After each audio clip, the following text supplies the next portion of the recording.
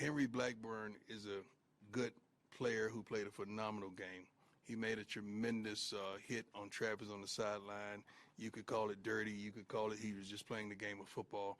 But whatever it was, it does not constitute that he should be receiving death threats. This is still a young man trying to make it in life, a guy that's trying to live his dream and hopefully graduate with honors or degree, committed to excellence and go to the NFL. He does not deserve a death threat over a game. At the end of the day, this is a game. I mean, to the fans in the world, like, this is a game. These are games these kids are playing. This is a football game. You can be a fan. You can criticize the football play, the football player. Like, leave it there. You're sitting here threatening people's lives. You're sitting there publishing private information. That's uncalled for. There's no place in sports. There's no place in fandom for that. Like, sure, Henry Blackburn made a play. I'm sure he regrets. I'm sure a lot of players will say, hey, that's a dirty play, but it's still football.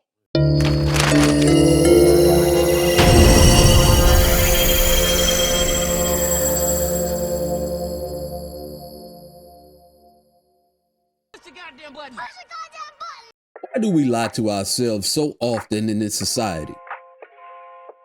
One of the biggest lies ever told is that it's just a game.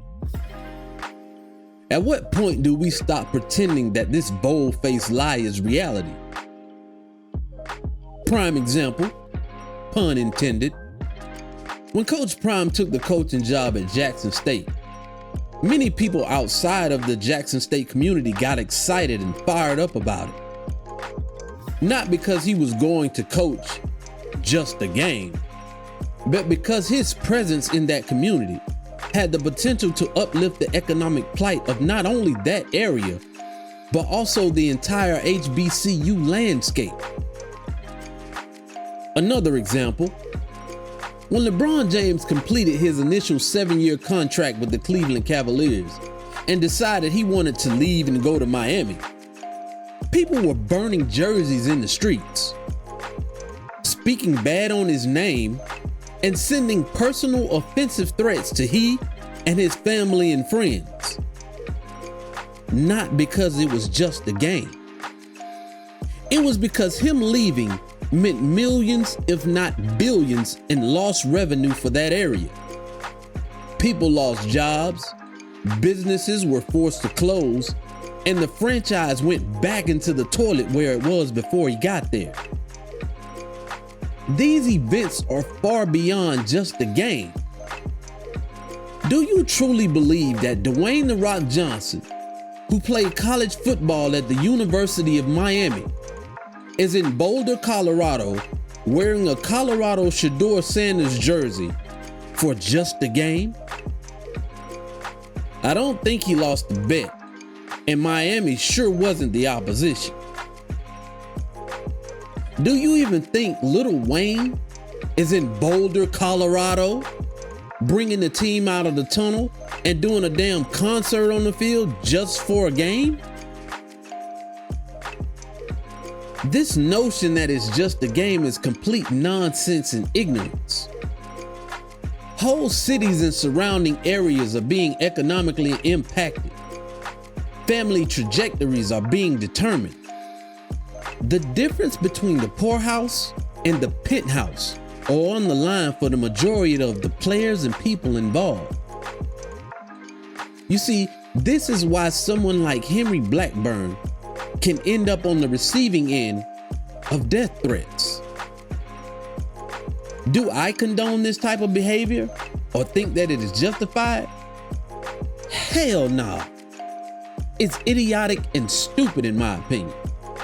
But I'm far from surprised. You see, Blackburn took a cheap shot and injured arguably the best player in college football today. A two-way superstar like Travis Hunter is a rare commodity.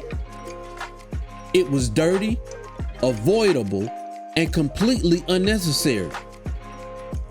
That one single dirty play can literally change the course of the season in college football. Not just for the Colorado Buffaloes, but for other teams as well.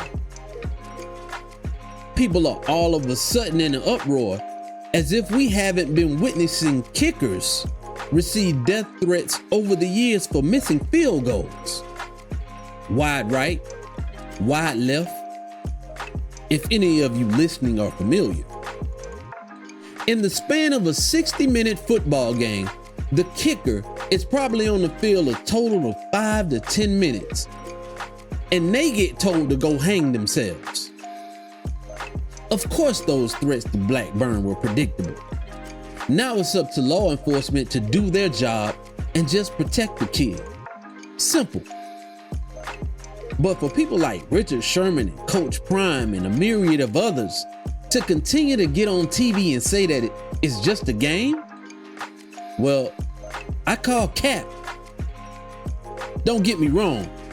Y'all know I love me some Sherman, Coach Prime. But that's just not the truth. And we keep allowing this lie to persist. Colorado State knew full well that they had to make it an ugly dogfight. They stepped up to the challenge and performed very well with straight guts and grit. They also did a lot of cheap and dirty shit on the field as well. Let's just be honest. One of the most outstanding players in the game on the field that night, Kamara, was laying on the field playing dead almost every other series in order to slow down Colorado's offense, because they often go no huddle, as if that weak crap wasn't obvious. Like, bro, I see you. At the end of the day, it was a great game, outside of that deliberate cheap shot on Travis Hunter. The ball was clearly on the ground in front of Blackburn before he even took the shot. The other personal fouls and everything else, well, that's just a part of the game. But don't let anybody else spread the ignorance that it's just a game. When's the last time you stayed up till 2 a.m. to watch a Colorado versus Colorado State football game in week 3 of a college football season? Exactly. Deuces. And I always roll my eyes when people say, well, it's just a game. No, it's not just a game.